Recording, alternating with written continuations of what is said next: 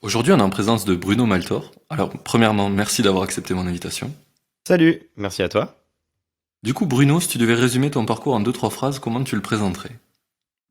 Comment je présenterai mon parcours? Je suis un passionné de voyage depuis que je suis vraiment tout petit, et c'est cette passion-là qui m'a mené à faire pas mal de choses dans ma vie. D'abord, tous mes stages, etc., à l'étranger, parce que je viens d'un petit village de Haute-Loire, d'une famille plutôt classe moyenne, etc., donc j'avais pas l'occasion de voyager partout où je le souhaitais, je dirais en tout cas comme je le rêvais.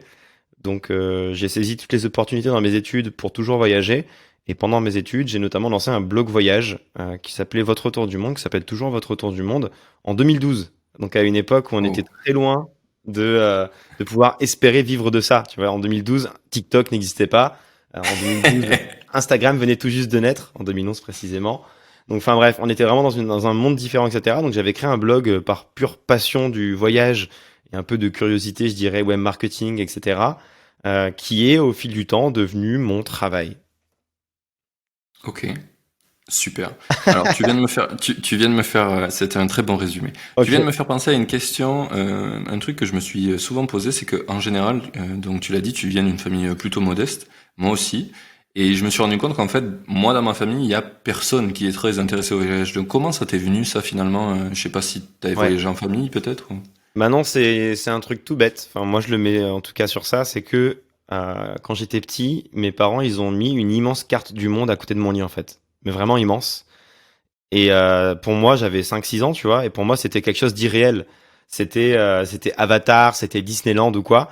Donc en fait, je m'amusais à apprendre tout le nom des capitales de tous les pays du monde. Et je demandais à mes parents de me faire réciter avant de me coucher, quoi. Donc c'était la curiosité de cette carte du monde. Et au fil du temps, en grandissant, je me suis rendu compte que tout ça, c'était vraiment vrai, que ça existait vraiment. Et je me suis dit que ce serait quand même cool d'aller découvrir tout ce que j'ai appris au fil du temps, en vrai avec mes propres yeux cette fois. Trop stylé. C'est vrai que j'ai eu cette impression déjà, où une fois que tu vois un endroit que tu as déjà vu sur des cartes postales ou sur des films, c'est un peu irréel. Ça m'a fait ça avec Paris, parce que du coup je suis pas parisien. Et Ouais, t'arrives un peu là et t'es... Ah, ouais, c'est pas que dans un film, quoi, c'est pas qu'à la télé. c'est exactement ça, ouais. Donc ça vient de Ok. ça, ouais. Donc du coup, t'as commencé, en fait, c'était quoi tes premières étapes? T'as lancé le blog quand t'as commencé à voyager? Euh, Explique-moi un petit Non, peu. justement, je dirais que j'ai eu la chance de faire pas mal de voyages grâce à mes stages, etc., comme je te le disais, c'est-à-dire que j'ai organisé des concerts de rock au Québec, à Montréal pendant 6 mois. J'ai fait un stage en Allemagne, j'ai fait un stage en Chine, à Shanghai. Donc j'avais déjà pas mal voyagé avant de lancer mon blog. Je voyageais tout le temps dès que je le pouvais, etc. Donc ça me permettait d'avoir déjà du contenu que je pouvais publier sur mes réseaux et sur mon blog avant de lancer. Donc j'ai commencé à voyager dès que je l'ai pu. Comme je suis de 91, vers mes 18 ans, j'ai commencé à distribuer des journaux dans la rue pour économiser de l'argent, pour pouvoir me payer des billets d'avion, tout ça, tout ça. Donc à mes 18 ans, j'ai commencé à voyager enfin en tout cas grosso modo quoi. Et du coup, j'ai lancé mon blog en 2012. Donc j'avais 21, 22 ans, un truc comme ça, j'imagine. Je suis pas très bon en maths aujourd'hui. Ouais, non, c'est pas ça, c'est pas grave. C'est pas grave. Et du coup, un truc intéressant, ça a été quoi ton premier voyage? T'as choisi d'aller où? Mon mon premier gros voyage, c'était justement le Québec. Donc c'était Montréal notamment. Et quand j'étais arrivé là-bas, je sais pas si t'es déjà allé au Québec ou pas, mais Toujours pas. J'aimerais bien, ok. mais... Bah écoute, quand je suis arrivé à Montréal, c'était vraiment un truc de fou. En fait, il y avait le festival international Juste pour rire, le festival de jazz, le Grand Prix de Formule 1. Tout ça, c'était en même temps, au même Waouh. moment à Montréal. Et en fait, mais il y avait des dizaines de concerts gratuits dans la rue. Il y avait que des gens heureux d'être là, souriants, bienveillants, avec un accent très chantant, etc. Et quand je suis arrivé sur place, je me suis dit, mais waouh, c'est quoi ce délire? C'est quoi cette ville? Et wow, j'ai vraiment envie de vivre une fois dans ma vie, en fait, ici à Montréal. Et du coup, l'année d'après, quand j'avais dû chercher un stage, plutôt que de trouver un stage comme tous mes potes à Paris, parce que la plupart de mes potes Bah oui. trouvaient un stage à Paris, moi j'ai trouvé un stage à Montréal. Donc j'ai galéré un petit peu, etc. Mais du coup, j'ai trouvé mon stage et j'ai accompli mon rêve de l'époque, qui était d'aller vivre à Montréal. C'était trop cool. Ok, donc t'as fait ça pendant 6 mois, c'est ça? Ouais, exactement, à peu près, ouais. Ok. En vrai, c'est vraiment stylé. Surtout en première expérience de voyage, t'arrives et il y a des trucs partout. Je comprends qu'après, direct, tu sois addict. Ouais, exactement, ouais. C'était ma première grosse expérience. Après, j'avais été en Allemagne, j'avais déjà été dans pas mal de petits pays et tout, mais en premier gros voyage, où j'économise pas mal de temps, etc., etc., je dirais que c'était le Québec, ouais. Donc c'était un road trip au Québec et du coup, notamment l'arrivée à Montréal qui était, je sais pas, féerique. Féerique, ouais, je comprends. Mhm. Et je me pose vraiment une question, c'est du coup, à cette époque, en 2012, quand tu as lancé le blog, c'est ça? Ouais. Qu'est-ce qui vraiment te motive à le lancer finalement? Bah du coup, il y a deux choses. C'est à ce moment-là, j'étais parti de Montréal pour aller faire un stage à Shanghai, justement, où j'étais dans du Hmm. web marketing. Donc pareil, aujourd'hui le web marketing c'est peut-être un peu plus évident, je dirais, pour pas mal de monde, mais en 2012 il n'y avait pas grand monde qui comprenait vraiment comment marchaient les algos de Google, etc., qui depuis ont évidemment vraiment évolué, etc. Mais déjà, c'était pas un milieu si, je dirais, répandu hein, en termes de connaissances, etc. Ouais. Donc j'avais acquis des compétences assez cool en web marketing, qui était un secteur qui me passionnait. Plus j'avais une passion pour le voyage, je me suis dit, ben je vais faire un projet à moi, pour moi, à côté de mon taf, pour me faire kiffer. C'est vraiment juste comme ça que mon blog il est né, mais il faut quand même comprendre que il y avait aucune prétention d'en faire un taf à l'époque. C'était vraiment juste pour le Appliquer délire tes et compétences que tu voilà. avais. J'étais encore étudiant en plus à ce moment-là. J'étais étudiant, donc j'étais en césure d'école de commerce. Donc en fait, je me disais, bah, ça me permettra peut-être de rajouter une petite ligne sur mon CV. Et si c'est le cas, bah, tant mieux pour moi, tu vois. Donc je savais pas quelle ampleur ça allait prendre. Encore une fois, il faut quand même se rendre compte que en 2012, ça paraît peu sur l'échelle évidemment de, Ouais. de notre vie et encore plus de la planète. Mais 2012, vraiment, par rapport au web, enfin, si tu découvres le design de Facebook en 2012, tu vomis directement, je pense. Mais Et tellement. pareil pour Instagram et tout, tu vois. Donc vraiment, 2012, c'est très très loin. Et il n'y avait pas, entre guillemets, d'influence, comme on appelle ça aujourd'hui. Il n'y avait pas de blogueurs professionnels, en tout cas pas en France, peut-être dans les pays anglo, aux US peut-être un petit peu, mais vraiment pas des masses, quoi. Donc il n'y avait pas de prétention d'en faire un taf. C'était vraiment pour le kiff, la passion et l'envie de développer mes compétences. Et c'est au fil du temps, pour le coup, que ça s'est bien développé et que c'est devenu mon métier, en fait. Hmm. Ça fait un peu écho à, tu sais, quand t'es jeune diplômé ou que t'es en école, on te dit souvent, si t'es dans le design ou quoi, fais un portfolio, montre un peu ce que tu sais faire. Dans le Mhm. développement, c'est fais des petits logiciels à toi, publie des sites web, etc. Et Mhm. en fait, j'ai un peu l'impression que bah, tu t'es dit un peu la même chose que il y a dans tous les autres secteurs, quoi. Je vais appliquer ce que je sais faire à Ouais. quelque chose à moi pour le montrer, quoi. Ouais, ouais, exactement. Et ce qui est assez marrant, c'est que du coup, après, j'ai fait mon Master 2 en alternance. Et en fait, j'avais candidaté chez TF1 en ligne et tout. Et en fait, j'ai fait mes 3 entretiens à distance déjà à l'époque, ce qui était aussi vraiment fou, parce que vraiment, encore une fois, il faut se rendre compte que là, avec la crise du Covid, etc., on a tous compris qu'on pouvait faire des réunions à distance, mais vraiment Ouais. à l'époque, c'était un truc de ouf, quoi. Les gens, ils comprenaient pas, c'était Skype et ils comprenaient pas qu'on pouvait faire ça à distance, etc., etc. Et ce qui était assez ouf, c'est que j'ai eu 3 entretiens chez TF1 pour faire mon alternance là-bas et que les trois, on a quasiment parlé que de mon blog, alors que j'avais fait des stages à Shanghai, j'avais fait des stages à Montréal, j'avais fait Non. une alternance dans une boîte assez cool, j'avais fait tellement de trucs, et en fait, à chaque fois, ce qui intéressait les personnes qui allaient me recruter à l'époque, c'était la petite ligne, enfin la petite ligne, les quelques lignes en bas à droite de mon CV, sur mon projet perso en fait que j'avais monté et qui avait plutôt bien marché déjà, mais je m'étais dit ah ouais quand même c'est ouf l'impact que ça peut avoir de lancer ton petit projet et de voir que ça intéresse plus que n'importe quelle autre expérience que tu as pu avoir les recruteurs qui veulent peut-être bosser avec toi, quoi. Clairement. Tu te rappelles un peu à l'époque où tu voulais rentrer chez TF1, c'était quoi les stats de ton blog, Bon, franchement, approximativement? c'était pas énorme, mais je sais que déjà j'avais plus de 10 000 fans sur Facebook, ce qui Oui, était c'est bien vraiment déjà. énorme à l'époque. Et c'était peut-être de l'ordre de 20-30 000 visiteurs uniques par mois, ce qui était déjà beaucoup en vrai. C'était déjà huge, mais moi je me rendais pas trop compte, tu vois. Et ouais, du coup, c'est vrai que c'était assez ouf de se dire que il y a que ça, entre guillemets, qui les intéressait, en tout cas plus que tout le reste, quoi.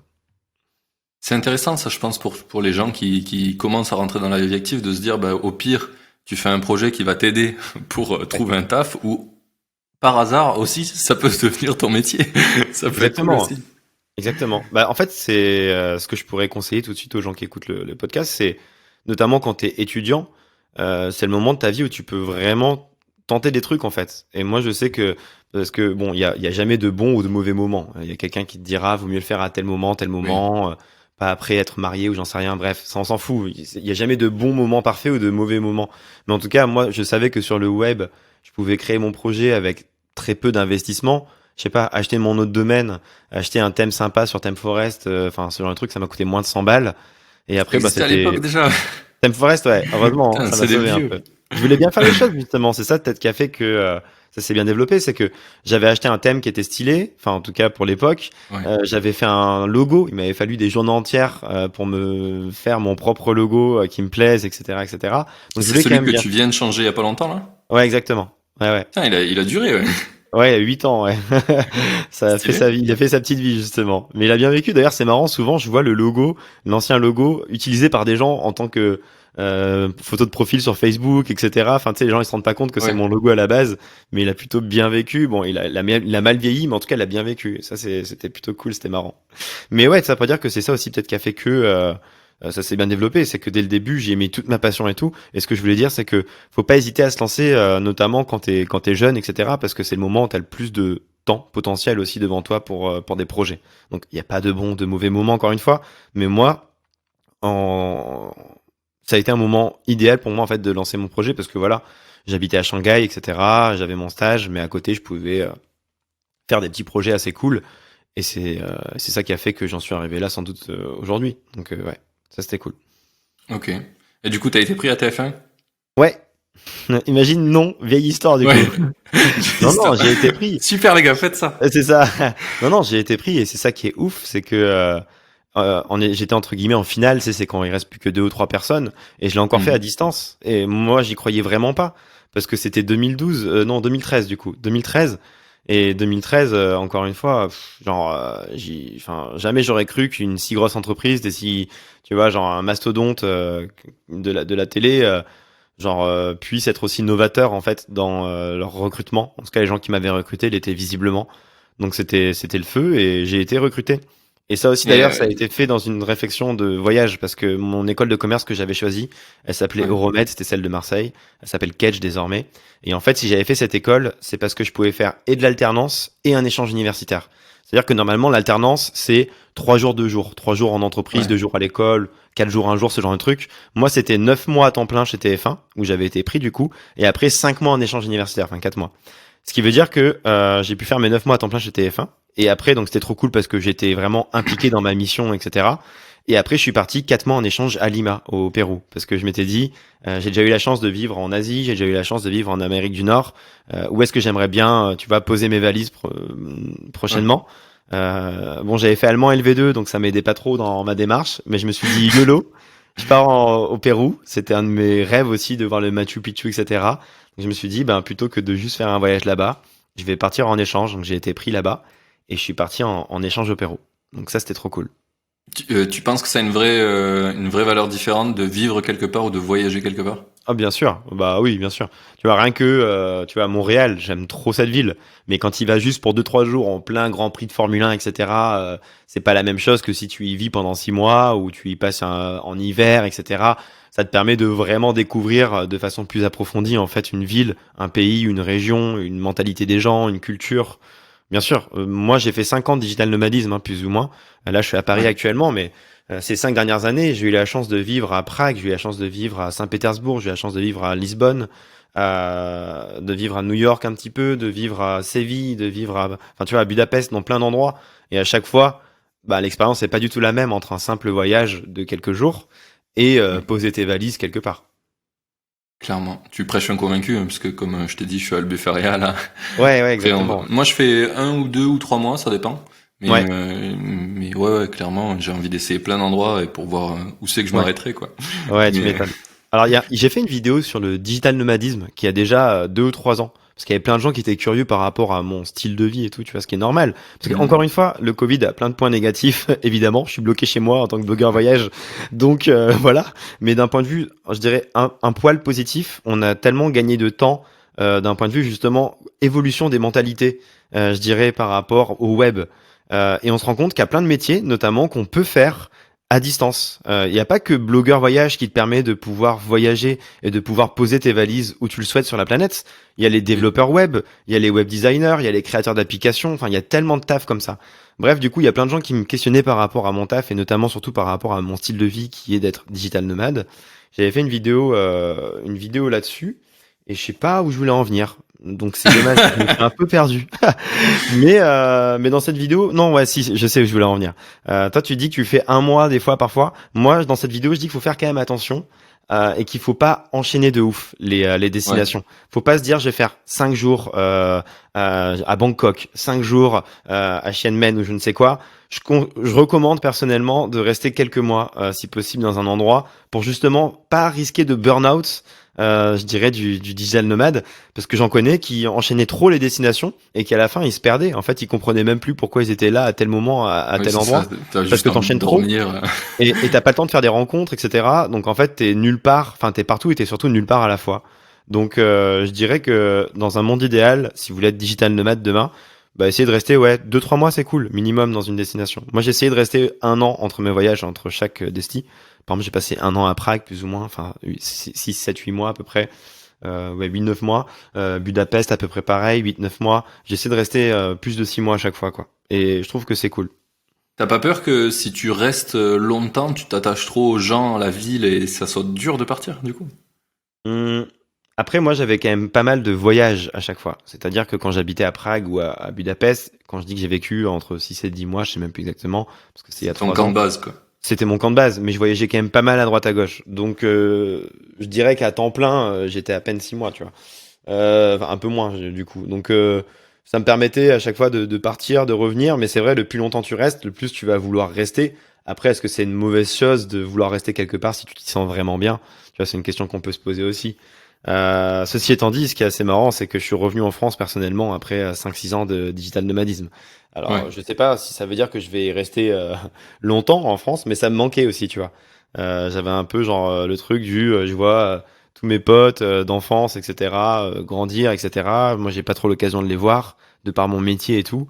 Donc c'est pour ça que je suis rentré notamment en France. Je sais pas du tout pour combien de temps. Il y a plein de villes où je rêve de vivre encore aujourd'hui. Je sais pas si je le ferai, mais euh, mais ouais. C'est rigolo que tu parles de ça parce que quand tu parles de voyage et que Ouais. t'es d'un pays en général, c'est celui que tu vas ignorer le plus j'ai l'impression, quand tu veux voyager. D'abord, tu vas penser à toutes les destinations les plus exotiques, Ouais, mais, mais toi, chez toi, autour de toi, en fait, il y en a plein des villes trop ouf que t'as jamais vues et que, en fait, tu penses pas du tout à aller voir. exactement. Bah encore une fois, le mec va faire parler que du Covid aujourd'hui, les gens ils en peuvent plus, mais une des choses qui a permis au tourisme français de se relancer en 2020, ça a été bah, Hmm. justement ça.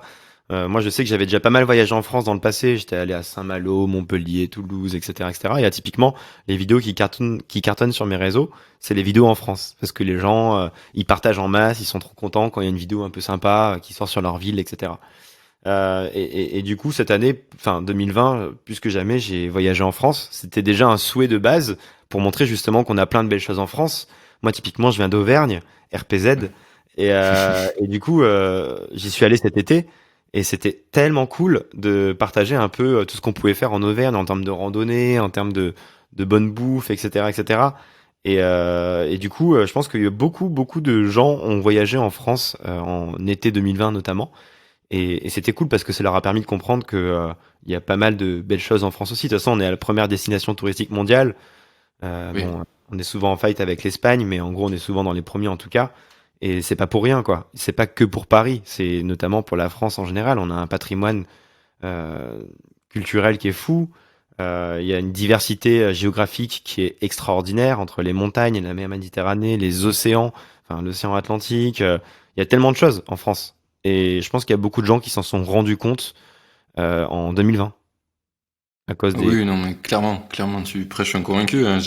J'ai fait, donc l'an dernier, j'ai fait exactement ce que tu recommandes de pas faire, c'est que j'étais en camping-car et je bougeais tous les 3 jours. Alors après, je dis pas que c'est... Enfin, c'est ce que je conseille, mais après, Oui, oui, genre, non, mais chacun je suis d'accord avec ça, hein. Je suis sorti de 6 mois de ça, j'étais est rincé. rincé. Ouais, ouais, Ouais, ok. clairement. Et du coup, en fait, on l'a remis en France, le camping-car, on l'a mis chez mes grands-parents. Et Ok, donc là, on fait du Airbnb de 3 mois. ok. Et en fait, quand on est revenu en France cet été, on s'est dit, bah, qu'est-ce qu'on fait? Et ben, on s'est dit, bah, en fait, on va le prendre et on va aller en France. Et en fait, c'était trop stylé. Ouais. Et tu sais, genre, ah, c'était tellement logique, pourquoi on n'y a pas pensé avant? Ouais, ouais, c'est vrai. On a souvent tendance à vouloir explorer les endroits les plus lointains. Et attention, hein, je me mets dans le même panier. Mais ceci étant dit, il faut pas oublier que, typiquement, en dehors de la France, je trouve que l'Europe, c'est de loin le meilleur continent. Parce qu'on a tellement de choses dans un espace restreint, que ça soit culturellement, etc., historiquement. Genre vraiment les gens ils oublient parfois même de visiter l'Europe aussi, alors que bon c'est tellement fou. Toi t'es au Portugal actuellement, c'est pas du tout la même chose que si tu vas en République tchèque, qui n'est pas du tout la même chose Oui. que si tu vas en Norvège dans les îles de Lofoten. Enfin juste on a la chance d'avoir le meilleur continent genre en fait autour de nous, donc faut Ouais. vraiment en profiter. Voilà, moi pour le coup, j'ai toujours fait très voyage européen, parce que j'ai jamais eu trop les fonds quand j'étais plus jeune. Maintenant, ça va un peu mieux. Ouais, Mais au début, ouais, quand t'as pas beaucoup d'argent, ben en ouais, fait, l'Europe c'est super accessible. bien sûr. Genre, j'ai tanné des gens de ma famille pour leur dire, mais enfin, vous habitez à Carcassonne, donc je viens de Carcassonne, Ouais. RPZ aussi.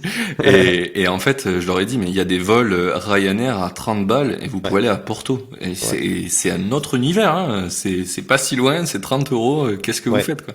exactement. Et contrairement à toi, ils ont pas eu une carte dans leur chambre et ça les Ouais. inspire pas de ouf. Ouais, ouais, bah C'est après, assez fou. il y a des gens qui peuvent être très bien à l'idée de ne pas voyager, et franchement, c'est très cool. Tant que les gens sont heureux avec leur façon de vivre, etc., très bien. Mais c'est vrai que aujourd'hui, c'est si simple de voyager que les gens qui te disent juste j'ai pas l'argent pour, honnêtement, c'est plus trop pertinent parce que t'as toujours des solutions. Bon, déjà, t'as les vols low cost. Je sais pas si c'est une bonne ou une mauvaise chose avec la pollution, etc., mais ça existe. T'as même sinon les compagnies aériennes. Moi, je sais que j'ai fait 3 fois le tour d'Europe en train. Si tu vas à Ouais. l'est de l'Europe, littéralement, t'en as pour 4-5 balles pour dormir. T'en as pour 2-3 euros pour bien manger. Enfin, vraiment, aujourd'hui, tu peux vivre des expériences de ouf pour vraiment plus très cher. Donc, ça, faut pas l'oublier.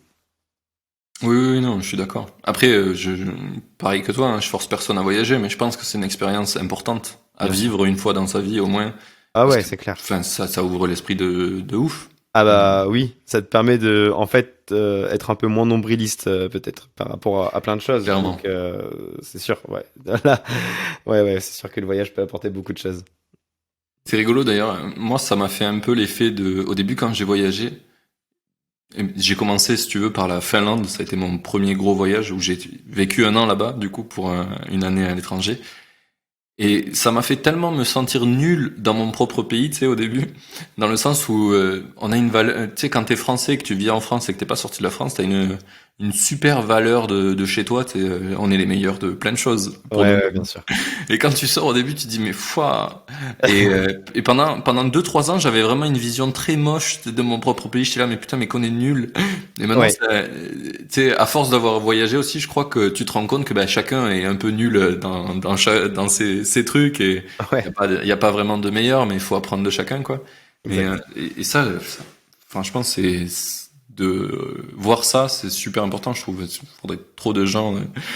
Il y a pas longtemps, j'ai eu un débat avec des gens où on parlait d'ouverture d'esprit, tout ça, et j'ai dit en fait, je pense qu'il faudrait rendre obligatoire d'aller à l'étranger au moins une fois dans sa vie, genre 6 mois. Ouais, rien qu'un Erasmus ou quoi, c'est une expérience de fou. Tu vois, Ah oui. Erasmus, je reviens sur Lima. On était 20 dans ma coloc, des gens de partout dans le monde. C'était l'auberge espagnole. T'avais des Allemands, des Suédois, enfin, tu vois, des gens de partout, des Colombiens, etc. Et c'était fou. Et rien que pour ça, c'était super intéressant. Hmm. Je veux plus soit ça. J'étais pas 20 dans ma coloc, mais on était 6, c'était déjà C'est déjà ouf. pas mal. Ouais. Du coup, on a pas mal dérivé. J'ai eu une question en tête depuis tout à l'heure. Je me demandais, donc pour revenir au sujet de TF1, pourquoi t'as tout fait à distance à ce moment-là? Parce que j'étais à l'étranger et parce que je pouvais pas me déplacer jusqu'à Paris. Ok. Et ils ont, ah oui, je comprends du coup le truc de c'est ouf qu'ils aient accepté, etc. Je Ouais, comprends mieux. ouais. Hmm. Ok. Et du coup, ça, donc t'as fait ça pendant, tu m'as dit 6 mois, c'est ça? 9 mois? C'était 9 mois à temps plein chez Ouais. TF1. Donc c'était en 2013, de septembre jusqu'à février-mars. Et après, je suis parti à Lima de mars jusqu'à juin-juillet. Après, j'avais pris mes 5 semaines de congés payés d'affilée pour voyager un petit peu à droite à gauche en Amérique latine. Et du coup, fin août, il fallait que je rentre en France et que je Ok. fasse mon choix. Du coup, entre, ben, justement, il y avait 2 options. Parce qu'il y avait TF1 qui me proposait un CDI euh, pour la suite de mon alternance, parce que c'était bien passé. Ou du coup, il y avait l'option tenter l'aventure à 100% avec mon blog, qui commençait à plutôt bien marcher. Et à ce Euh, moment-là, plutôt bien marché, ça veut dire que il y avait des gens où tu commençais à gagner de l'argent. ouais, et bah, il y avait les deux du coup. Ouais, parce que plutôt bien Ok. marché, c'est cool d'avoir 100 000 abonnés, mais si tu gagnes 0 euros, c'est Oui. compliqué. Mais du coup, non, je me suis dit qu'il y avait peut-être un truc à faire. Donc en fait, j'ai eu le doute, quelques secondes, de me dire qu'est-ce que je vais faire entre TF1 et entre mon blog. Sachant que clairement, si je disais oui à TF1, bah, mon blog qui est un blog voyage, bon, même Oui, si on a pas mal de congés payés en France, ça aurait été quand même compliqué de le maintenir en vivant, ouais. actu, etc. sur du long terme, quoi.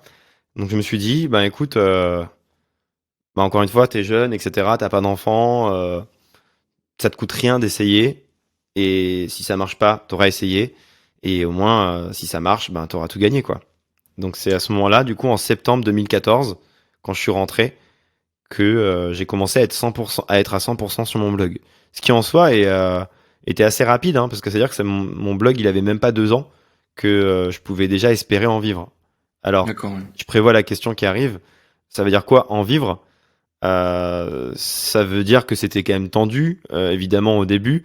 Surtout que c'était des revenus qui étaient très instables, comme pas mal d'entrepreneurs. J'avais pas encore de clients fixes, etc., etc. Donc c'était un peu un pari. Mais je me suis toujours dit, ben, dès le début, typiquement, au pire du pire, franchement, je me casse à Prague. J'ai besoin, entre guillemets, que de 800 euros par mois pour vivre là-bas. 800 balles, je devrais m'en sortir, quoi. Et en fait, du coup, assez vite, j'ai eu un rapport assez détaché avec l'argent en me disant, mais mon taf, je peux le faire où je veux sur la planète. Ça, c'était en 2014. Donc, ça, encore une fois, faut remettre les choses dans le contexte. C'était assez rare et tout. Il n'y avait pas encore de terme de digital nomade et tout. Enfin, Ouais, pas vraiment t'étais dans les réputé, connu. précurseurs, ouais. Donc, du coup, je me suis dit YOLO et on verra bien. Et, ce qui est cool, c'est qu'au fil du temps, ça s'est bien développé. Et ça a bien grandi. Mais du coup, c'est cette prise de risque il y a 6 ans, parce qu'il y a 6 ans, le terme d'influenceur, que je n'aime pas forcément, mais qui existe aujourd'hui, et donc on va l'utiliser, il n'existait pas justement. Quand tu disais à tes potes, je me lance sur un blog voyage à 100%, on te disait, mais mec, c'est quoi cette blague? T'as une grosse boîte en face, t'as fait un bac plus 5 en école de commerce, t'as ton master. Enfin, c'est risqué quand même. Il y avait beaucoup Ouais. de choses qui auraient pu faire que j'aurais dû aller vers le choix de la sécurité. Et au T'avais quel âge à final, ce moment-là, quand t'as fait le ben, choix? du coup, 2014, j'avais 23 ans. Ok. Et Ouais. t'avais un peu, parce que là tu parles de tes potes qui forcément t'ont dit mais t'es un ouf, mais est-ce que t'avais ta famille aussi qui t'a dit ça? T'as eu quoi? Non, bah, C'était quoi le rapport? atypiquement, mes parents, après, j'avais peut-être un peu maquillé la vérité. Je leur avais peut-être dit que TF1 me proposait un truc, mais sans trop rentrer dans les détails, voilà. Du coup, je leur avais dit, ils m'ont dit, bah, vas-y, essaye, tu verras bien. Ce qui m'avait grave étonné à l'époque. Ok. Et ouais, typiquement, c'était plus mes potes qui étaient peut-être dans le moule école de commerce, dans le moule, on a fait un bac plus 5, c'est pour être dans des grosses boîtes, peut-être encore plus à l'époque, encore une fois qu'aujourd'hui. Enfin, ça fait vraiment vieux con de dire ça, vieux aigri, mais genre, à l'époque, il y avait peut-être moins le côté start-up qu'il y a aujourd'hui, je dirais, avec toute la réussite certaines startups qui ont ben, grimpé sur Internet, etc. Enfin, je dirais que c'est un autre monde encore où le but ultime de beaucoup de mes potes, et je dis pas que c'est mal ou quoi, mais en tout cas, c'était pour eux de rejoindre un grand groupe, un Louis Vuitton, un L'Oréal, un TF1, Canal ou je sais pas quoi. Donc du coup, quand moi j'arrivais avec mon petit blog, et que je leur disais, bah vas-y Ouais. YOLO, je tente à 100%, il y en a pas mal qui m'ont dit, mais mec, c'est pas forcément la bonne idée, quoi. Mais qu'as-tu fumé? Reviens avec nous. Exactement. Bah, je fume pas en plus, donc je pouvais même pas leur Ouais. dire quoi fumer, quoi. Ouais, c'est ça. Mais je comprends bien. Et je crois que c'est toujours un peu le cas quand même. Il y a une grosse bataille. Maintenant, c'est plutôt entre entrepreneuriat et finalement aller dans des grands groupes. Mais c'est toujours vachement le cas, je crois.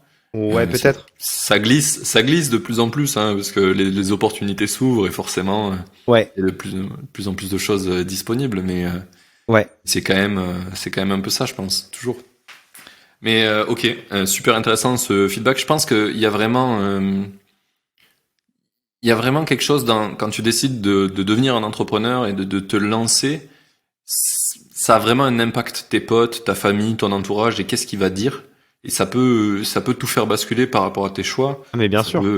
peut faire que tu te lances jamais, quoi. Bah si t'as pas trop confiance entre guillemets en ton projet, parce que ben les gens te font peur et comprennent pas tout le taf qu'il y a derrière et comprennent pas tout le potentiel que toi tu peux voir parce que t'es à fond dedans. C'est clair que si tous tes proches te disent c'est une mauvaise idée, ça peut vraiment faire basculer la Ouais. balance dans le mauvais côté, quoi. Ça c'est clair. Et quand t'étais à Lima, là, tu passais à peu près combien de temps par semaine sur le sujet du blog finalement? Difficile à dire. Quelques heures, mais pas non plus de ouf parce que j'étais en échange, donc je voulais profiter à 300%. Mais je dirais une dizaine d'heures par semaine, ouais, 2 heures par jour max. Ok, ouais. Ce qui était C'est pas non plus intéressant. énorme du coup. Oui, oui, oui, c'est clairement pas énorme, mais après, c'est un blog, ça dépend en fait de beaucoup de choses, quoi. C'est pas forcément. De toute façon, quand t'es entrepreneur, tu vois vite que c'est pas forcément ton temps qui est lié à ce que ça va te rapporter ou ce que ça va te permettre d'en vivre, etc. Quoi. C'est la qualité intrinsèque de ce que tu fais, c'est lié à plein de choses. Donc, mais c'était un peu pour voir à partir de quel moment en fait tu t'es considéré à plein temps sur ce projet. C'est vraiment quand tu t'es lancé et que t'as arrêté. Ouais. Ouais, en septembre 2014, c'est vraiment le moment où je me suis considéré comme à 100% sur mon blog, où il n'y avait pas de stage, il n'y avait pas de alternance, il n'y avait pas d'échange universitaire. Donc c'est le moment où en fait je me levais le matin, et je me disais ben qu'est-ce que je vais faire pour que mon blog ça se développe bien quoi. Ok. Ouais. Et du coup, j'aimerais savoir un petit peu, donc, à ce moment-là, là, quand tu commençais à gagner de l'argent avec le blog, c'était quoi un petit peu ton business model? Qu'est-ce qui fait que ça faisait un peu d'argent? Ouais, c'est marrant parce qu'il a vraiment évolué au fil du temps ce business model. À l'époque, justement, on revient aux entrailles du web marketing, ce qui est d'ailleurs Ouais. toujours un peu vrai, mais peut-être un peu moins aujourd'hui. Pour être bien référencé, il fallait que tu aies beaucoup de backlinks de sites de qualité. Et en fait, du coup, tu as beaucoup d'agences qui me contactaient, qui me disaient, on veut que tu fasses un article, et dans cet article, tu vas intégrer de façon naturelle le nom de notre client. Donc, je dis n'importe quoi, location de voiture, Sixt, tu vois, un Ouais. truc comme ça. Je dis pas que Sixt, je sais même pas si j'ai bossé avec Sixt, mais c'est pour donner l'exemple. Donc, du coup, fallait que je te parle d'un truc assez logique, je sais pas moi, comme j'ai fait un road trip, je ne sais où, boum, et je te parle de location de voiture, je mets un lien vers le client, et on me payait pour ça. Et en fait, du coup, j'avais pas mal de clients qui me payaient du coup tous les mois comme ça pour faire de l'intégration naturelle de liens sponsorisés dans mon blog, ce qui leur permettait eux de gagner en référencement naturel sur Google notamment. Donc du coup, c'est ça que je faisais avant tout. Il y avait un peu d'affiliation aussi. Donc l'affiliation, pour ceux qui connaissent pas, c'est quand on clique sur un lien Amazon ou je ne sais quoi. Si tu cliques sur mon lien et que tu vas acheter le produit derrière, je vais gagner quelques centimes. Généralement, malheureusement, pas beaucoup plus sur l'achat Ouais. du produit. Ça te coûtera pas plus cher d'acheter le produit via mon lien, mais moi, ça me fera gagner quelques centimes. Donc, si tu fais quelques centimes plus quelques centimes plus quelques centimes, ben c'est assez cool. Donc, c'était les deux moyens principaux de gagner de l'argent pour moi. Mais après, au fil du temps, ça s'est développé autrement. C'est-à-dire qu'au fil du temps, on s'est rendu compte que l'influence, entre guillemets, encore une fois, bah, ça avait un ROI assez intéressant pour beaucoup de marques, etc., etc. Donc, de plus en plus, les marques nous ont contactés pour bosser avec nous pour de la création de contenu sur nos réseaux, en collaboration avec eux. Donc, ça peut être une marque, je dis n'importe quoi, comme Samsung, qui voulait mettre en avant leur caméra 360 degrés qui venait de sortir. Tout comme ça pouvait être un office de tourisme comme celui, je sais pas moi, je sais pas moi, de l'Australie, qui a besoin de communiquer auprès des jeunes et qui du coup me fait venir en Australie pour faire des photos et des vidéos pour donner envie aux gens d'aller en Australie à leur tour. Donc au fil du temps, du coup, le business model il a assez évolué parce qu'au début c'était surtout de la vente de liens dans mes articles et au final aujourd'hui ça je le fais littéralement. Genre plus du tout. Je crois que je l'ai pas fait depuis plusieurs années, quoi. Donc c'est quand même marrant de voir l'évolution. Grave. Ce qui est intéressant, c'est que le milieu de l'influence, il est vachement justement, il y a peu de gens qui assument le comment ils gagnent leur vie. Genre ils assument pas parce que ben malheureusement peut-être mentalité francophone qui fait que c'est pas bien de gagner de l'argent. Encore plus quand tu viens de ta passion. Et moi je trouve ça un peu nul. Donc en fait j'ai fait une vidéo sur ma chaîne YouTube qui a plus de 100 000 vues. Donc visiblement le sujet il intéresse bien. Sur le titre Clairement. c'est comment je gagne ma vie en tant que blogueur voyage. Et je parle pendant un quart d'heure et j'explique mon business model de A à Z en fait. Pendant un quart d'heure où je te dis, ben il y a ça, il y a l'affiliation, il y a ça, il y a ça, il y a ça. Et voilà. Et j'avoue que avant de poster la vidéo, j'étais en mode putain, à tout moment, les gens, en fait, ils vont me tacler. Ils vont me dire ouais, tu fais ça Ouais. pour l'argent, je sais pas quoi. Mais bon, je pense que si tu me suis un peu, tu sais que ben non, parce qu'en 2012, il y avait aucune prétention d'en faire de l'argent ou quoi. Mais du coup, en fait, ce qui est intéressant, c'est de voir qu'il y a peut-être 10 dislikes sur cette vidéo pour, j'ai n'importe quoi, 10 000 likes en fait, et que des commentaires ultra positifs. Donc bon, si vous êtes un peu curieux de vraiment avoir plus de façon plus approfondie tout mon business model, j'imagine qu'on va en parler un peu plus après encore là, mais il y a une vidéo vraiment dédiée sur ce sujet-là que je trouve assez complète et qui est encore vraie. Je l'ai tournée en mars 2019 et je gagne ma façon à peu près, je gagne ma vie encore de la même façon à peu près aujourd'hui. Ok. C'est la vidéo, tu l'as faite avant ou après les problématiques que tu as eu un petit peu avec les journalistes là qui voulaient absolument te Non, ça sortir date des chiffres. justement. Ouais, non, justement, c'est ça. C'est que ça date. C'est que j'ai fait ça en mars 2019, il y a 2 ans, quoi.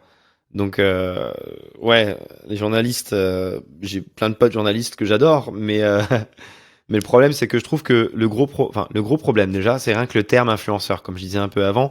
Moi, il me saoule un Ouais, peu parce qu'en fait, il englobe trop de monde.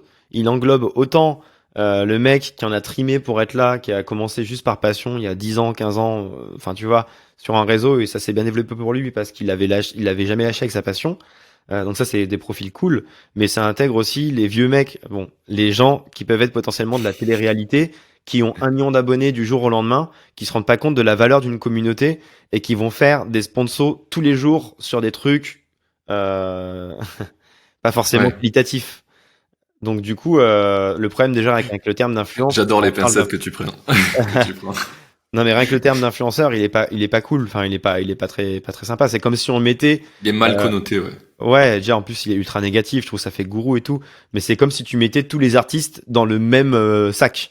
Que ce soit un chanteur, que ça soit, enfin, j'en sais rien, tu vois, un poète, etc. On va tous les appeler artistes. Et du coup, on va juger tous les artistes en même temps. Et le problème, c'est que du coup, dans les médias, quand on critique les influenceurs, on critique tout le monde, tout le monde.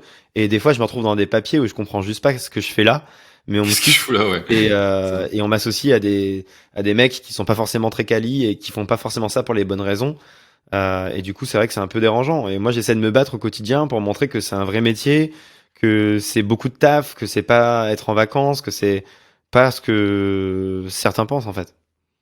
Ouais, ouais, c'est entre autres pour ça que je t'ai invité dans le podcast, un, deux, trois, dans le podcast, Ouais, parce que justement, moi, je parle avec des entrepreneurs, des gens qui ont créé tout de leurs mains, tu vois, j'appelle ça des artisans, souvent, t'es ouais, un artisan, tu vois, t'es un artisan du web, mais t'es un artisan, t'as tout mm, fait à la main depuis le début, ouais, et je mets au défi à quiconque qui est en CDI d'arriver à faire le même chemin. C'est dur, les gars. ouais, C'est de dur. ouf. Mais avec la motivation, avec de l'énergie, et ben on arrive à faire des choses. Ça prend du temps, mais on y arrive. Ouais. Et malheureusement, je sais pas pourquoi, tu te retrouves dans une catégorie où il y a des gens qui arrivent à se faire propulser par la télé, par exemple, en 2 secondes dans un truc où ils ont pas du tout trimé. Et ils ont fait des choses, tu vois, et je pense que ça a de la valeur aussi, mais du coup, c'est clairement pas la même chose quand même. Mais du coup, C'est t'as pas le clairement pas même la même chose. rapport avec tout ce que t'as pu faire et comment ta communauté s'est créée. D'ailleurs, souvent, on me pose la question de à quel moment ça a explosé pour toi. Genre, en fait, genre, il n'y a pas eu un moment précis qui a fait que je suis passé de 10 000 à 100 000 abonnés, tu vois. C'est vraiment le travail sur le long terme. Genre, publier plusieurs vidéos, une vidéo par semaine sur YouTube, plusieurs stories sur Instagram, etc., qui a fait que les gens ont commencé à me suivre, tu vois. Et du coup, effectivement, genre, bah, y en a qui arrivent un peu de nulle part et qui se rendent pas compte de tout ça et qui vont ben, se dire, je vais viser court terme, je vais prendre tout ce que je peux prendre en collab, même si ça correspond pas à mes valeurs. Et Ouais. moi, je suis à l'inverse de ça. À chaque collaboration, chaque demande entrante par email que je vais recevoir d'une marque ou d'un office de tourisme ou je ne sais quoi, chaque fois, je me dis, bah déjà, est-ce que j'en parlais de façon naturelle, sans même qu'il y ait une question de rémunération ou je ne sais quoi? Est-ce que ce projet me parle? Est-ce que cette marque me parle, ses valeurs, etc. Et si la réponse est oui, dans ces cas-là, on peut avancer. Mais genre, jamais je me dirais, tac, vas-y, je prends la thune. Et tant pis, YOLO, on verra dans 6 mois si les gens qui me suivent là, tout de suite, ils me suivront encore. À force d'avoir fait ça 5, 6 fois d'affilée, peut-être qu'ils seront saoulés, quoi. Donc, Mhm. Ça, faut voir long ça me terme. fait penser il y a pas longtemps, McFly et Carlito, je sais pas si tu connais, mais qui Ouais, ont bien fait une sûr. vidéo. Ouais, Ouais. ouais, ouais, normal. Mais bon, au cas où. Tu Ils sais, commencent t'as sur dit tout à YouTube, l'heure, c'est ça, hein. on est vieux, tout ça, alors, je sais pas moi. C'est deux Mais, YouTubeurs qui viennent de se lancer, ouais. c'est ça. Et du coup, ils ont fait une vidéo avec Pierre Ninet qui est pas mal, où ils appellent Gilles Lelouch et où Pierre Ninet lui propose une collab Ouais, à super cher, je crois c'est 150 000 euros ouais, les quelques secondes, les 6 secondes, un truc comme ça, pour une trottinette, un truc pété. ouais. Ça m'a fait beaucoup penser à ce que tu dis parce que il est là, il dit ok, c'est pas mal de thunes, mais après il dit mais c'est quoi le projet? Mais c'est n'importe quoi. Mais et tu vois que lui, il a construit sa réputation depuis des années avec Ouais, tous les films qu'il a fait ouais, et qu'il y a une vraie histoire et que ben ce qu'il fait c'est lui, c'est pas juste une image qu'il a construite comme on peut faire en télé-réalité où c'est un personnage et tu t'en fous, tu le ouais, jettes le personnage, c'est pas grave, c'est pas toi. Et exactement. quand c'est toi, tu peux pas faire ça. Tu t'es obligé de réfléchir et te dire Ouais. En ça fait, c'est pas moi. il y a X années de taf, donc en fait, juste ne pense pas forcément uniquement court terme, pense plus à long terme et même toutes les valeurs que tu as depuis toujours. Est-ce que tu as vraiment envie de t'associer avec telle marque qui ne semble pas être liée à ces valeurs-là? Donc, non, non, c'est des problématiques quotidiennes. Donc, moi, en tout cas, j'essaie vraiment de faire attention. Ok, mais je pense que t'es pas le seul. Je pense que t'es pas le seul. Non, je pense qu'on est beaucoup à faire attention. Mais malheureusement, on parle Oui. surtout de ceux qui ne font pas attention. Et du coup, c'est un Mais peu le problème, quoi. j'ai envie de te dire, c'est la même chose avec l'histoire du vaccin. Ouais, En peut-être. fait, on parle que des mecs qui râlent, mais il y a toujours 10% de râleurs, peu importe où t'es. Mais pourquoi Ouais. absolument les écouter, ça, c'est la vraie question. Mais j'ai l'impression que c'est un truc de... Alors là, on va faire pareil, on va faire une généralité, mais ça arrive souvent dans le journalisme, en tout cas, parce que c'est un métier, je pense, en difficulté. Eh ben, ils essayent de trouver les trucs qui marchent le mieux et les trucs de râleur, les trucs de où c'est des problèmes, où c'est un peu sensationnel dans ce côté-là, ben ça marche un peu mieux. Ah oui. Et du coup, ça a créé un petit travers, je pense, mais c'est pas toute la profession, heureusement. Ouais. Mais regarde, on se retrouve à reparler des 10% qui font de la merde. C'est une Non, règle non, mais universelle. ouais. Non, mais tu vois aussi ce que je peux reprocher, et après on fermera la parenthèse, elle est déjà Ouais, beaucoup trop longue. Mais moi, ce qui me dérange profondément, c'est qu'en fait, on résume toujours mon métier à l'argent. Et ça, c'est relou. Parce que, bien sûr, moi, je veux parler de comment je gagne ma vie, etc. J'ai aucun problème. La preuve, on en parle là. Et la preuve, j'ai fait une ouais. vidéo dédiée à ce sujet-là. Mais par contre, que tu fasses un papier qui ne parle que de ça, en fait, ça m'énerve. Parce que moi, j'ai commencé à une époque où il était même pas question de gagner 1 euro avec mon taf, mon blog. Donc du coup, c'est ça qui me dérange un peu. J'ai aucun problème à ce qu'on parle d'argent et à ce qu'on parle de comment j'ai réussi à gagner ma vie, etc. Mais par contre, juste ne me résume pas que à ça, parce que je ne suis pas que ça, et parce que ça n'a jamais été la motivation principale à la base. Donc voilà. Oui. Je rêve d'un monde Il- où on nous résume pas qu'à ça, mais malheureusement, on est en 2021 et ça continue encore, alors que je sais pas, ben, ça fait quand même 4-5 ans que le terme d'influenceur est arrivé, donc on pourrait essayer d'élever un peu le débat. Mais malheureusement, c'est toujours pas trop le cas, donc j'espère que ça évoluera. Ce que tu dis, ça me fait penser un peu aux entrepreneuses. Ouais, Souvent, dans les médias, les entrepreneuses sont résumées à le fait d'être ouais, une femme dans la tech, un machin. ouais, La meuf, elle peut faire des trucs de ouf. ouais. Et genre, elle est juste, Mais c'est on une lui colle femme. une vieille étiquette. Ouais. Ouais. T'es là, tu dis, mais Pourquoi? pourquoi? Elle est géniale en vrai. Il Ouais, faut ouais. parler de ce qu'elle fait. Putain. Exactement. Ouais, non, il y aura toujours C'est malheureusement des grosses étiquettes qu'on nous collera, j'imagine. Mais ouais, effectivement, pour les femmes, c'est ouais. vraiment horrible aussi. C'est le même truc. Du coup, revenons un peu à nos, À nos moutons. sortons de la dérive un petit peu. Du coup, on a parlé du blog et ce premier moyen qui t'a permis de vivre un petit peu, mais t'as aussi parlé des vidéos, etc. Ça, c'est un truc que t'as lancé à quel moment, les vidéos, YouTube? En fait, ce qui est cool, c'est que moi, j'ai grandi avec Internet. Ce qui veut dire qu'au début, encore une fois, genre, t'avais pas vraiment d'Instagram, ça arrivait en 2011, donc Instagram, tout le monde s'y est peut-être mis en 2016-2017 en France. Il y a pas Ouais, mal de monde, autour de moi notamment. Mais du coup, j'ai grandi avec Internet, donc j'ai commencé plus sur Facebook et Twitter à l'époque. Et après, bon, moi, je suis passionné aussi de photos et de vidéos, des histoires que tu peux raconter, etc. Donc, au fil du temps, je me suis formé, j'ai essayé de faire des montages et tout et tout. Et c'est ça qui a fait que, effectivement, je me suis mis à la vidéo. Alors, c'est marrant aussi, parce qu'encore une fois, la vidéo d'il y a 5-6 ans, c'est pas la même que la vidéo d'aujourd'hui. Typiquement, il y a 5-6 ans, si tu me disais que j'allais regarder des vidéos de plus de 10 minutes sur YouTube, je t'aurais dit, mais non, c'est pas possible. Pour moi, YouTube, c'est que des trucs assez courts. Genre, tu vois, genre 2-3 minutes, des choses comme ça. Aujourd'hui, je fais des vidéos qui peuvent durer jusqu'à 20, même plus de minutes, sans souci. Donc, la vidéo, j'y suis arrivé au fil du temps.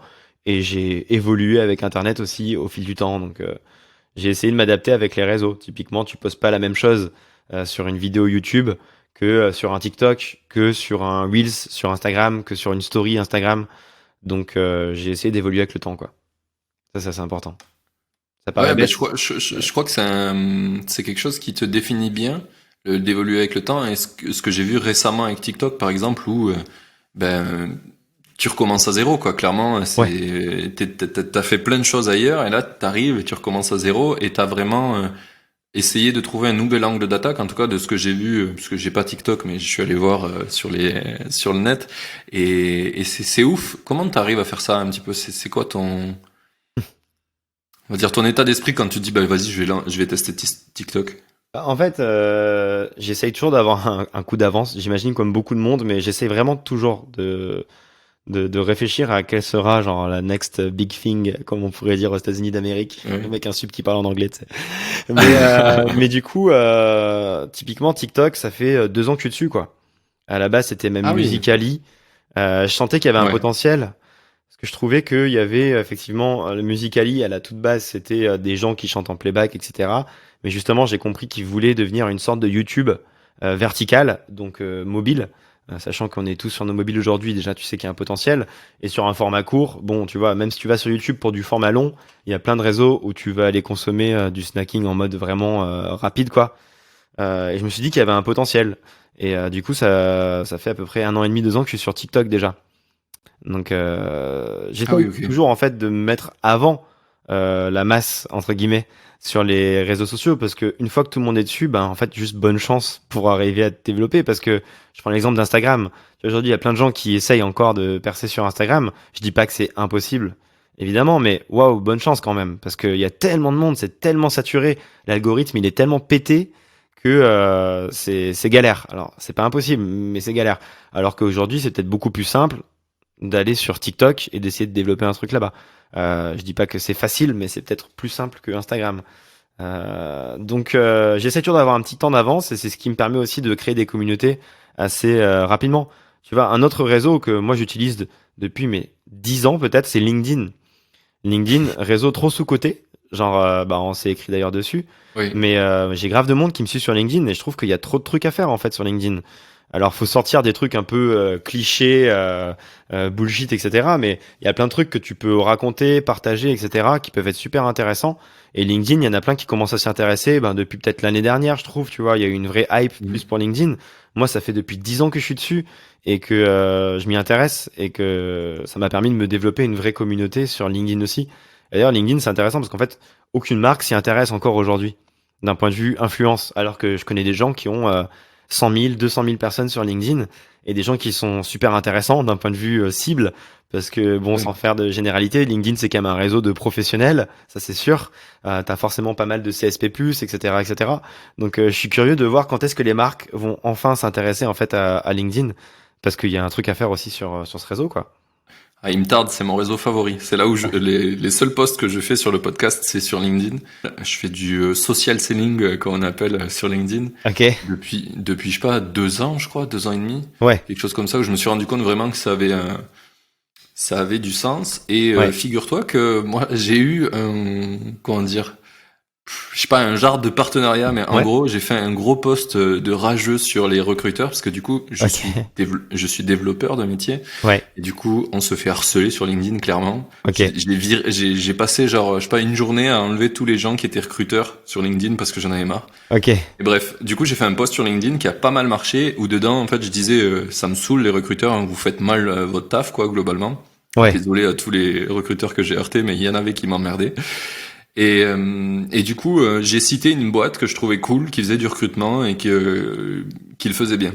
ok, Et en fait, le post, il a fait genre 160 000 vues, je crois. Alors que ça sortait de nulle part, tu vois, j'avais jamais fait autant de portées, je faisais ouais, max 10 000, tu vois, mais ouais, ouais, bref, bien sûr.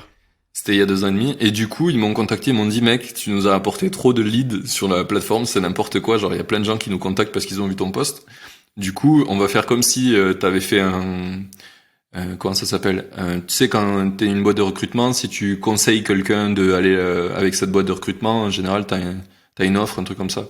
Donc du coup, voilà, ils m'ont dit, t'as une enveloppe de 500 balles, on peut t'acheter un produit, ce que tu veux. Et du coup, le casque que tu vois ici, je l'ai eu grâce à ce partenariat. Parfait. Mais c'était fortuit, je les ai juste cités parce que je les trouvais bien. Ça avait rien à voir, et quand ils m'ont dit ça, j'étais juste trop saucé. Bah ouais, bien sûr. Bah là, c'est nickel parce que t'en as parlé de façon totalement naturelle et après vous avez collaboré ensemble, donc c'est la situation parfaite en fait. Hmm. Ouais, ouais, clairement, c'était vraiment cool. Et puis, même pour les gens, je pense que, tu vois, c'était naturel, quoi. C'est pas, je pense qu'il y a vraiment, tu vois, tu parlais des influenceurs, mais il y a aussi les partenariats. Il y en a qui sont vraiment, qui font gagner à tout le monde et d'autres où c'est juste des gens qui mettent de l'argent et en fait, il n'y a pas de sens dans ce qu'ils font et du coup, bah, ça sert un peu à rien. Les gens qui vont le suivre, ça va pas trop les impacter parce qu'ils vont dire, mais pourquoi il fait ça le mec etc. Alors que là, ben finalement, je parlais juste d'une boîte que je trouvais trop bien et qui parlait d'un des trucs qui m'a fait du mal, quoi. Clairement, me faire Ouais, envoyer des messages sur LinkedIn par des mecs qui ont même pas compris ce que je faisais dans la vie, sur quelle insupportable. technologie je bossais. Ouais, t'es là, tu te dis, mais pourquoi vous faites ça? Insup. C'est, ouais. Du coup, on a pas mal parlé de comment t'arrivais à vivre de ton business à cette époque-là, comment tu t'es lancé.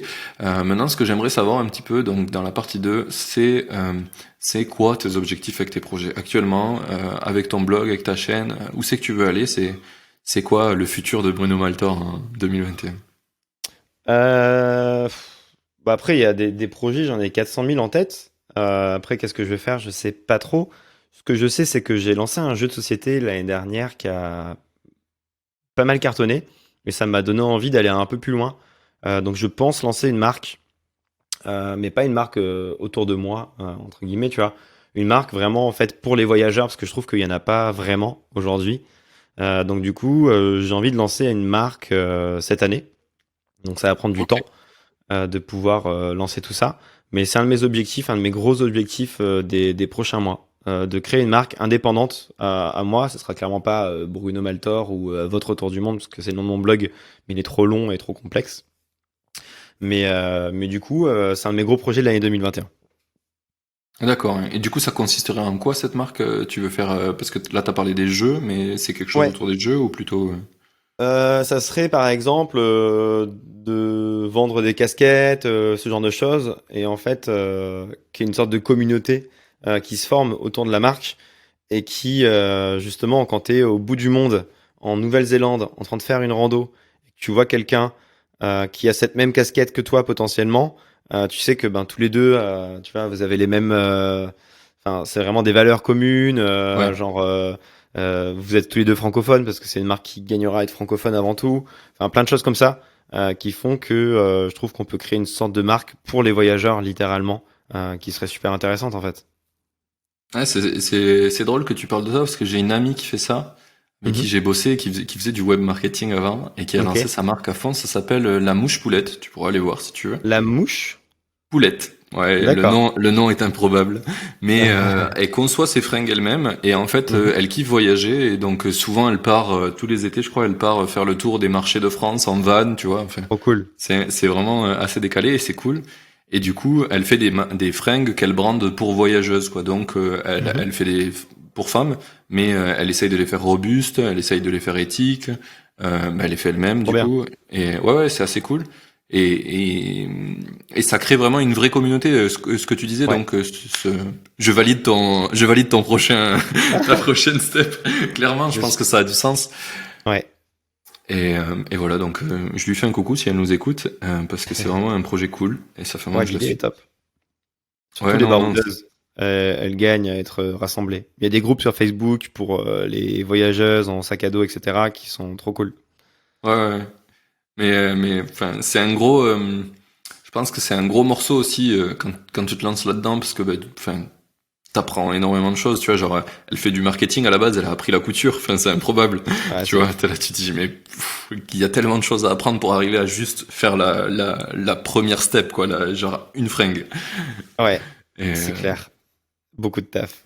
mais en tout cas, trop cool si t'es chaud de te lancer là-dedans aussi, ça peut être vraiment intéressant. Enfin, je sais que moi, j'en ai cherché. Ben, enfin, du coup, on voyage et je sais, je sais que c'est Ouais, chiant de trouver des trucs adaptés, ouais. surtout si tu fais du nomadisme. Soit t'as Mhm. des trucs qui ont fait des Kickstarter un petit peu là, qui sont spéciales, et c'est que des backpacks, quoi, que des sacs à dos. Ouais. Mais Ouais, c'est ça. globalement, après les fringues, y a pas grand-chose, quoi. Ouais, C'est non, ouais, non, t'étais tout seul après, abandonné. exactement. J'ai un sac à dos, voilà, que j'ai acheté exprès pour le voyage, qui est bien, que j'aime bien. Et mais sinon, sinon, il y a pas grand-chose, quoi. J'ai été obligé de Exactement. plus généraliser sur des fringues normaux, quoi, pas adaptés forcément à ton style de vie. Ouais, donc il y a du taf. Ouais, clairement, clairement. Et du coup, sur ces questions-là, alors juste avant, il y avait une question que je trouve intéressante que j'aurais dû te poser que j'ai oublié. C'est dans tout ce que tu as fait là dans ton process entrepreneurial, est-ce qu'à un moment donné, tu te rappelles de quelque chose un peu que tu as vraiment mal fait, échoué un petit peu, et qu'est-ce que tu en as appris de ça, si Bah, t'as ce quelque que chose. je regrette un peu, c'est plus la partie justement affiliation, ou en tout cas revenu passif, qui n'est pas assez développé sur mon blog et mes réseaux en général en fait. Donc c'est dommage. Je pense que c'est quelque chose que j'aurais dû faire beaucoup plus ces derniers temps parce que ça te permet d'avoir des rentrées d'argent bah, justement passives comme je le disais. Et ça c'est trop cool en fait sur le papier d'avoir de l'argent qui rentre tout le temps au Ouais, final quoi. ok. Et du coup, tu penses que tu l'as pas développé parce que tu étais concentré sur autre chose, parce que tu savais Ouais. pas, c'est quoi là? Ouais, parce que du coup, quand t'enchaînes toujours les projets, etc., c'est vrai que tu peux pas tout faire, et du coup, je l'ai pas assez fait. Donc, ça, c'est un truc que je regrette, malheureusement.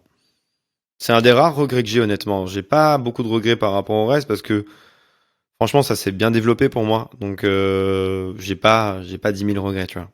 Oui, oui, je comprends. Je comprends. Je pense que on est tous humains, on sait toujours qu'on est perfectible, donc Bien sûr. c'est logique que il y a une chose que tu aurais aimé mieux faire, et je pense Ouais. que ça se comprend bien, que ça soit avec le Covid ou que ça soit si à un moment donné t'as envie de faire une pause. Enfin, je sais que j'ai lu des articles de mecs qui faisaient des blogs voyage aux États-Unis et Ok.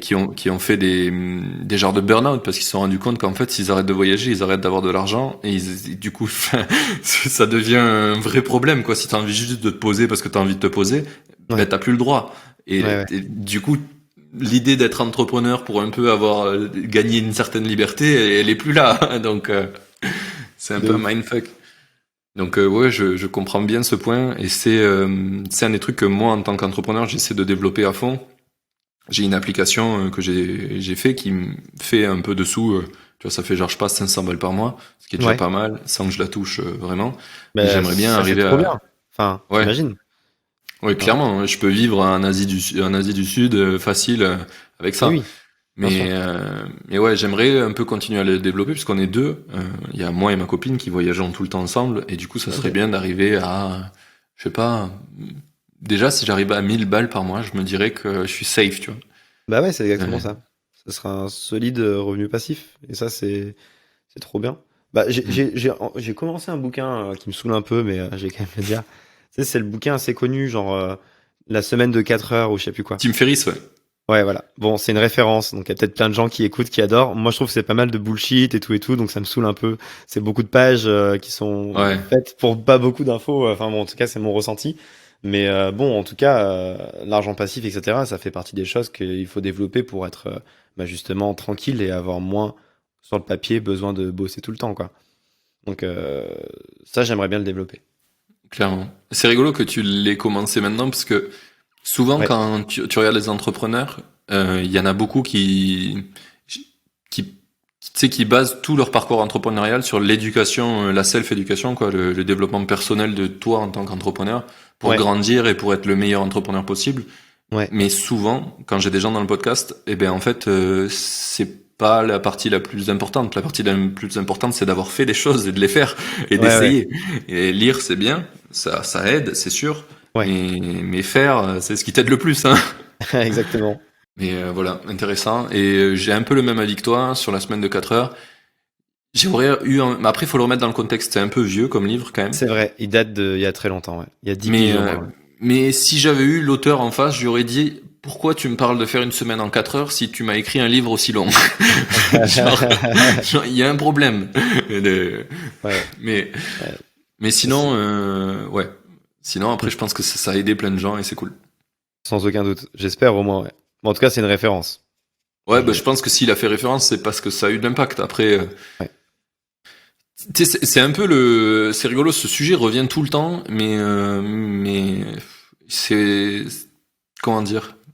J'ai vraiment un truc qui en moi tu sais, qui fait opposition, c'est que j'ai l'impression que plus tu diffuses un message à grande échelle et plus il perd en qualité ouais, et que ça impacte plus beaucoup de gens. Alors que des fois, quand bien tu sûr. touches une petite communauté, eh ben t'arrives à avoir beaucoup d'impact envers eux et pas un impact dans le sens influencé, mais dans le sens changer leur vie, l'améliorer. Enfin, mon idée, tu vois, c'est j'aimerais aider 20% du monde à vivre 20% mieux. C'est un peu Ouais, absurde comme idée, mais j'aime ouais, bien ouais, ce truc-là dans le sens où je veux ouais, vraiment diffuser des choses bien. Mais je me rends compte que plus je ouais, diffuse et plus moins ça a d'impact, quoi. ouais, de ouf, C'est effectivement. un peu complexe. Fort Je sais probable. pas. Ouais, ouais. Et du coup, ce qui fait que j'ai totalement arrêté plein de réseaux sociaux. Tu vois, j'ai plus LinkedIn, pardon, j'ai plus Insta, j'ai plus Snap, j'ai plus Facebook. Enfin, j'ai plus rien. Je diffuse juste sur LinkedIn, sur Ah ouais, Twitter. ok, Ouais. intéressant. Alors que finalement, si, enfin, tu vois, mon podcast, il est pas énormément grand, mais il faudrait, tu vois, diffuser sur plein de contenus, mais tu sais, c'est un peu contradictoire. En fait, je me rends compte que c'est quand je parle aux gens, quand j'échange avec eux, quand j'échange avec des entrepreneurs, ça a de l'impact sur moi et ça a aussi de l'impact sur d'autres gens parce que tant que j'ai une petite communauté, en fait, on échange tout le temps ensemble. Tu vois, on a un Ouais, bien sûr. Discord où on parle beaucoup entre entrepreneurs et Ouais. c'est trop bien. Et là, ça a vraiment d'impact. Tu vois, tous les jours, je vois des gens qui me disent putain, mais t'as parlé de ça et je l'ai changé, etc. Hmm. Et enfin voilà. Du coup, je trouve que c'est un peu un truc qui résonne bizarrement en moi. Tu vois, j'aimerais le diffuser plus, mais en même temps, j'ai peur qu'en le diffusant plus, ça perde en qualité et que ça impacte moins les gens. C'est probable. Ben je sais pas comment j'ai géré ça. Il y a jamais une solution parfaite. Ah, mais clairement pas. Clairement, dans tout ce que tu fais, de toute façon, il y a toujours des choses où tu vas pas être content, ou ça peut être exactement comme tu veux, et tu pourras pas le régler, quoi. Je pense qu'il faut devenir un peu bouddhiste sur ce truc-là et dire, bon, de toute façon, on peut pas tout contrôler, et c'est ok.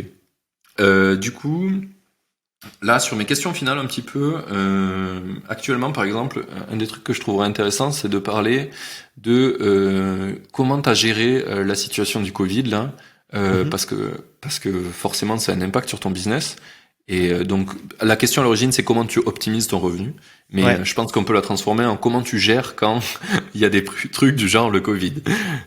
Ouais, ben assez assez simplement entre guillemets, c'est juste j'avais déjà prévu comme je disais de faire plus de voyages en France. C'est-à-dire que si tu regardes ma vidéo bilan de l'année 2019, chaque année je fais une vidéo sur mes Ouais, bilan d'année sur YouTube. Fin 2019, je disais que je voulais plus voyager en France. Bah du coup 2020, j'ai vraiment beaucoup voyagé en France. C'est-à-dire de mai à septembre, je suis resté 100% du temps en France et j'ai exploré tout notre pays. Donc en fait, du coup, je me suis adapté à la situation. J'aurais pu aller en Europe potentiellement et tout, mais je me suis dit, encore une fois, on en revient à ce qu'on disait au tout début, genre sur la beauté de notre pays, etc. Donc j'ai juste, du coup, j'ai joué avec les, enfin, j'ai accepté les contraintes et j'ai essayé d'en faire un truc assez cool, quoi. ok. Et du coup, au niveau cash, du coup, ça t'a permis de continuer à avoir le même train de vie ou t'as dû changer Ouais. des choses? Non, non, ça allait. Ouais, ça veut dire que t'as suivi vraiment le flow, quoi. Je pense que Ouais, quand t'es entrepreneur, c'est un des libertés qu'on a qui est génial, c'est que, bah, quand t'es dans un CDI, des fois t'es un peu contraint de toujours suivre quelque chose qui te va plus forcément ou qui va plus éclair du temps, etc. Quand t'es ouais, entrepreneur, ben, c'est un risque parce que tu pourrais te dire, mais c'est pas ce que les gens attendent. Enfin, il y a plein de choses que tu peux te dire. Mais en attendant, tu peux essayer. Et ça, c'est plutôt cool, je trouve. ouais, exactement. Du coup, on peut arriver sur les questions finales, là. Je pense qu'on a fait le tour. C'était vraiment une super On a parlé de conversation. beaucoup de choses en tout cas. Grave, grave. J'ai une des questions, mais je pense qu'on l'a un peu survolé. C'est un petit peu pourquoi t'es indépendant, pourquoi t'as pas, je sais pas, t'as pas trouvé essayer de Ouais. bosser en CDI pour une agence de voyage, j'en sais rien. Pourquoi t'es Euh, resté indépendant? Pourquoi je suis indépendant? Ben, parce que j'ai voulu suivre ma passion, du coup, ouais. Parce que j'avais le choix de la raison que de bosser dans un grand groupe après mon master ou suivre ma passion. Donc en fait, c'est juste pour ça que moi je suis devenu indépendant, c'est parce que je voulais vraiment suivre mon choix du cœur et pas uniquement le choix à la base, en tout cas pécunier. Ok. Oui, oui, oui, clairement, à l'époque où tu décides de te lancer, c'est vraiment pas pour. C'était impossible de savoir que t'allais en vivre et que ça allait être ok. Exactement, C'est. ouais. Donc non, non, ouais, c'est vraiment la passion qui a fait que je me suis dit, en fait, quelles sont les probabilités que je me lève avec le sourire tous les matins si je bosse pour mon blog versus pour une autre boîte. Et en fait, du coup, tu vois, tu fais le versus, quoi, et en fait, tu te rends compte qu'il y a beaucoup plus de chances que tu Les sois pour, les heureux contre, ouais. en te levant le matin que si tu bosses pour toi sur ton projet qui te fait kiffer depuis 2 ans que pour n'importe quel grand groupe, quoi. En tout cas, c'est ce que je Ouais. m'étais dit à l'époque. Clairement, clairement. Bon, eh bien, on va pouvoir arriver sur mes questions finales. La première des questions, c'est un peu qu'est-ce que tu aurais aimé qu'on te dise avant que tu te lances? Il y a vraiment quelque chose qui aurait pu, je sais pas, changer ton mindset. Si ce n'est que je pense que faut être passionné en fait dans tous les sujets sur lesquels tu veux te lancer à 300%, parce que tu risques de, notamment quand tu es évidemment entrepreneur, euh, te lever le matin, penser à ça, te coucher le soir, penser à ça. Autant en CDI, tu peux te déconnecter, etc., etc. Mais je trouve que du coup, quand tu es entrepreneur, c'est 100% de, tu vois, enfin 100%, Mhm. beaucoup de ton temps qui va être dédié à ce que tu vas essayer de développer, etc., etc. Donc, si t'es pas passionné par le sujet, franchement, ça peut être vite l'enfer. Donc, je dirais, peu importe la passion que t'as, si tu veux faire un projet, essaye de le faire en lien avec cette dernière. Parce que vraiment, tu vas beaucoup bosser dessus. Donc, autant faire un truc sur lequel tu vas kiffer. C'est rigolo parce que je me suis rendu compte récemment qu'il y a plein de, enfin, il y a d'autres choses qu'être entrepreneur qui font que, bah, il faut être passionné aussi pour le faire. Genre là récemment, on l'a vu avec les infirmiers qui ont galéré avec le Covid. Franchement, Exact. si t'es pas passionné, tu te suicides. Hein. Ouais, Clairement, c'est une horreur. exact. Ma meuf a été maîtresse avant. Ouais, Et c'est pareil, ça c'est un métier. ouais, faut être Tu le passionné fais pas aussi. pour tu le fais pas pour l'argent, Ouais, tu le fais pas non. pour la reconnaissance parce que tout le monde croit que tu branles rien. Ouais, ouais, Et il faut être passionné quoi. Et donc il y a plein de trucs comme ça où finalement en fait même en CDI il faut être passionné si tu veux le faire. ouais. Et je En trouve tout ça cas, si ouf tu veux qu'on être le. épanoui, quoi. Ouais voilà si tu veux être épanoui. Et c'est vraiment quelque chose que à l'école on te parle pas du tout d'être passionné par ce que tu fais. Ouais, On dirait, tu sais, que c'est un peu comme ce qu'on disait avec les journaux, tu sais, c'est un décalage un peu avec son temps. Maintenant, il faudrait peut-être que on t'apprenne un peu, tu vois, tous les trucs de développement de personnel de base à l'école pour vraiment ouais, ben, être heureux avant tout, parce que bon, il y aura pas de guerre normalement si ça se passe bien, et tu vis pas dans un pays où il y a de la famine. ouais. Finalement, ce qui compte pour toi, c'est être heureux. Mais voilà, Exact. petit point philosophique pour finir. Belle punchline. On valide. Yes. Et du coup, est-ce que t'as une citation préférée? Sans tomber dans le truc trop cheesy, il y en a une que j'aime bien parce qu'elle correspond un peu à ce que j'ai pu faire. Elle est plus cool en anglais. C'est if you never try, you will never know. Donc si tu n'essayes pas, tu sauras Tu ne jamais sauras en jamais. fait. Donc si j'avais pas choisi de suivre ma passion, etc. Il y a 6 ans, en fait j'aurais jamais su du potentiel succès que ça aurait pu avoir tout mon travail sur mes réseaux d'aujourd'hui. Donc, je pense qu'à un moment, faut se rendre compte qu'on n'est pas immortel, etc. Et que c'est pas quand tu auras 80 ans et que tu seras en potentielle retraite que tu pourras te dire ah putain, si seulement j'avais osé tenter ce projet-là auquel j'avais pensé quand j'avais la vingtaine, tout ça, ou la trentaine, ou je ne sais quoi. Donc, je trouve que voilà, cette phrase, elle est cool. Elle est cool. Mm. Ouais, clairement. Et clairement, ça me parle beaucoup aussi. Tu viens de me faire penser à l'histoire de la retraite, Ouais, euh, au fait que pareil, j'ai lu un article où un mec en anglais, un nomade, je pense, il parlait mhm, du fait qu'il aimerait bien, je crois que c'est le même mec qui a fait le burn-out, là, qu'il ouais, aimerait bien faire des retraites, genre tout au long de sa vie. Tu sais, au lieu d'être vieux et à la retraite où c'est plus difficile de faire des choses, mais tu ouais, sais, de les faire, genre, de faire un an tous les 5 ans, par exemple. ouais, J'avais trouvé ça trop cool comme principe. ouais, ça serait. C'est vraiment un truc qu'on oublie, tu sais, de prendre le temps de faire des trucs qu'on aime bien. En tout cas, et là, je trouve que c'était un modèle stylé. Je sais pas si c'est réalisable dans notre monde, mais c'était Hmm. stylé. Bah, si tu as des revenus passifs comme avec ton application fois 3, faut encore se rendre compte que 1000 euros, quand tu parlais de 1000 euros pour ton application tout à l'heure, 1000 euros en France, clairement, tu survis pas. 1000 euros en République tchèque ou en Thaïlande ou en Malaisie, t'es très très bien, quoi. Donc, faut Mm. juste se rendre compte de la valeur de l'argent qui est différente un peu partout sur la planète. Oui, c'est ça, c'est ça. Je pensais à ça il y a pas longtemps par rapport à mes grands-parents. Tu sais, je viens d'un milieu carrément très aisé. Je pense que mes grands-parents, ils ont moins de 900 balles de retraite tous les deux par, c'est pas ouf, tu vois. Tu C'est vois, pas moi je me dis extraordinaire. je vais avoir 1000 balles de revenus passifs, eux ils ont 900. C'est Et chouette. en fait, ils seraient rien qu'au Portugal, Ouais, mais ça ça serait irait plus simple. un peu mieux, quoi. Ouais, et c'est pas loin. Ouais, Et je sais pas pourquoi. Il y a plein de gens qui se rendent pas compte que t'es pas obligé de rester au même endroit, quoi. ouais, C'est, ouais, mais bon. Je pense que les générations d'après nous l'ont plutôt bien compris. ouais. J'espère, j'espère. Ok. Du coup, qui c'est le prochain invité que je dois faire venir selon toi dans ce podcast? Et après, on est tout bon. Je sais pas, il y en a des dizaines, j'imagine, qui peuvent être intéressants. Que ça soit, par exemple, Justine Hutto de Respire. Tiens, on parlait d'entrepreneuse tout à l'heure. Ah, Je sais pas si tu stylé. connais. Ouais, ce serait un très bon profil peut-être pour un podcast. Ouais, Entrepreneuriat. ouais, ça peut être intéressant. Après, il faut que je regarde pour voir comment elle fait son business. En général, je cherche des gens qui ont pas, qui sont un peu loin du mode levée de fonds, etc., qui sont vraiment en mode artisan, qui créent eux-mêmes. Alors Mais peut-être pas, je sais pas, effectivement, faudra que tu vérifies, je te laisserai vérifier ça. je sais qu'elle a fait un gros taf elle-même pour tout créer de C'est ça, zéro, mais je sais c'est pas où ça. ils en sont maintenant. Ouais, effectivement. Ok. Eh bien, merci pour cette recommandation. C'est en vrai, je suis refait quand j'ai des femmes en recommandation parce que eh bien, elles se cachent bien. Et du coup, j'ai du mal à les trouver un petit peu. Mais Non, non, bah Justine, je pense que ça peut être un client super intéressant. Du coup, une ok, cliente super intéressante. très bien. Tu la connais? Un petit peu, ouais. Ah, on va faire une petite reco alors. Ok. Bon. Et du coup, dernière question, c'est qu'on envoie les makers qui veulent un peu te suivre. Eh ben écoute, s'ils sont curieux de ce que je peux faire sur mes réseaux, ça peut être sur Instagram, YouTube ou même TikTok, où mon nom c'est Bruno Maltor, comme ça se prononce, Maltor. Mon blog c'est votretourdumonde.com.